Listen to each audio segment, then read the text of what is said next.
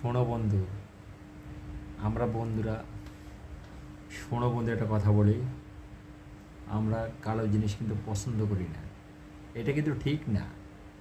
কালো জিনিস আমাদেরকে বেশি পছন্দ করতে হবে, কারণ হলো কালো পৃথিবীর সব জিনিসই বেশি এই যে কালো দিয়ে আমরা আলো দেখতে পাই, এই কালোটা দিয়ে যে আমরা আলো দেখতে পাই, সেটা কি এই মণিটা দেখতেছেন না? এই মণিটা কালো, দেখেন আপনি, একদম কালো।